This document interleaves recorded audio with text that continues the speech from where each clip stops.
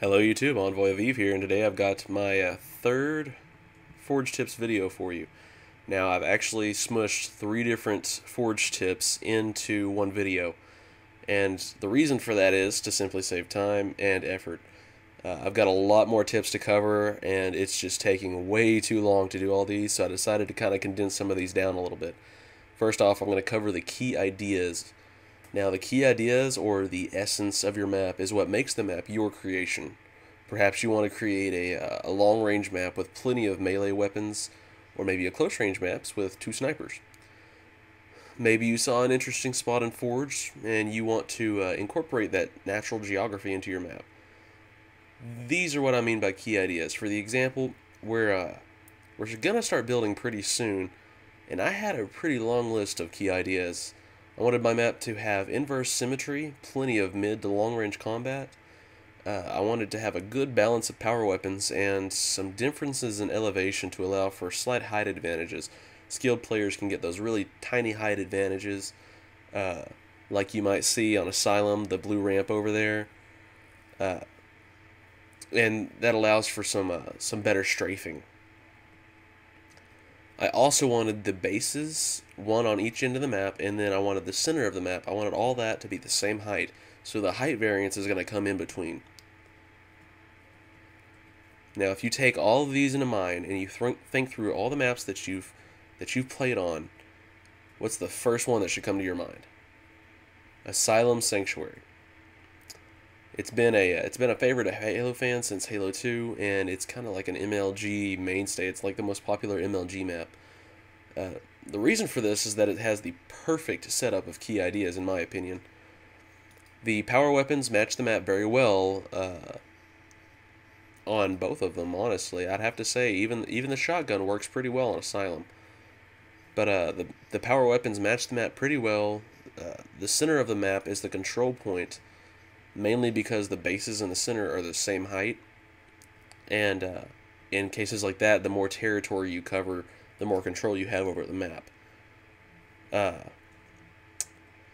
There's a lot of edges that Sanctuary has over other maps, really, and mainly I'd have to say it's the setup of the key ideas. Another really important thing is that Sanctuary and Asylum have pretty much no screen lag whatsoever. I have had a couple issues on Sanctuary with split screen, but nothing major, and I've never had any issues on Asylum whatsoever. The reason for this is that it was forged in the Quarry, which is like the perfect spot to forge any mid-size map. It has almost no screen lag, and if you look here, I'm showing you some places that have little to no screen lag. The Paradiso Island, the Quarry, the Coliseum, and then the Hemorrhage Gorge is also another great place to forge. A lot of the times, like the beach, on the cliffs on the beach, it has some issues with screen lag. And that's because it's trying to render so many things at the same time, it just can't do it. And that's going to lead us into our second tip of this video, and that's location.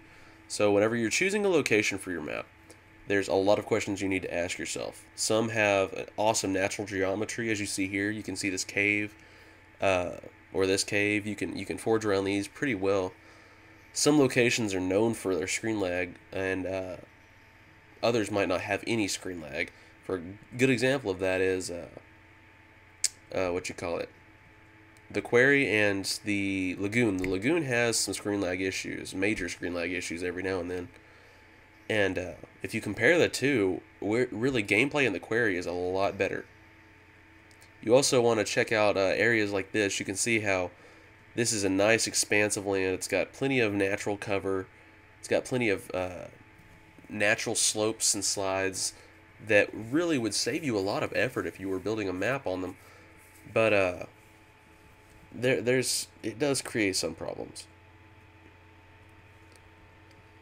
So there's all sorts of natural geography you can incorporate into your map, but you need to be careful when you're doing that, because sometimes that cave that you saw over there can turn into a horrible map. And really, whenever you're picking your spot, you need to focus on screen lag and the natural geometry.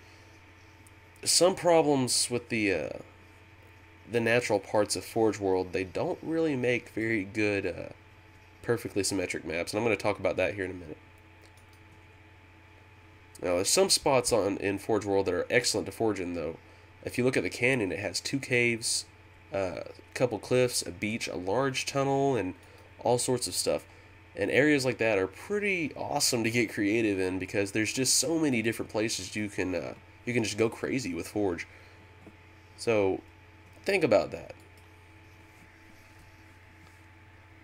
Now we're gonna go ahead and start cutting into the third tip, and that's symmetry. Let me get back over here to Asylum. I'm going to as I said earlier, whenever you forge using the natural geography of Forge World, it typically creates asymmetric or semi-symmetric map. Well, if you're forging symmetric maps, it's probably better to give yourself a flat expanse with the Colosseum walls or 5x5 blocks, something like that. Now, when it comes to symmetry, I'm going to explain some of the terms to you. There's perfect symmetry, and on a perfectly symmetric map, you can cut a line straight through the middle and fold it over, and it would be the same exact thing on both sides. Some examples of this type are Countdown and Zealot. If you drew a line from top gold all the way to sword spawn on Zealot, and then folded the map over, it's the exact same thing on both sides. Same thing with Countdown. If you drew a line from the shotgun spawn to the big door and then folded the map over, exact same thing. Now, there's different types of symmetric as well, though. There's inverse symmetric, which it's still a fair map. It's still perfectly fair, but instead of being exactly the same on each side, they're kind of like flipped over. An Asylum is inverse symmetric. If you look, you draw a diagonal line from the shotgun tunnel, blue shotgun, to red shotgun. It's a diagonal line and not a straight line. And these maps, inverse symmetric maps, are probably my favorite.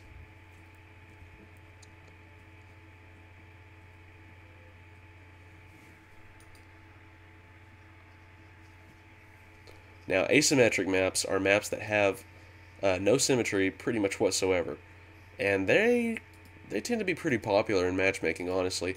Some good examples of asymmetric maps are Pinnacle, the Cage, and Boardwalk.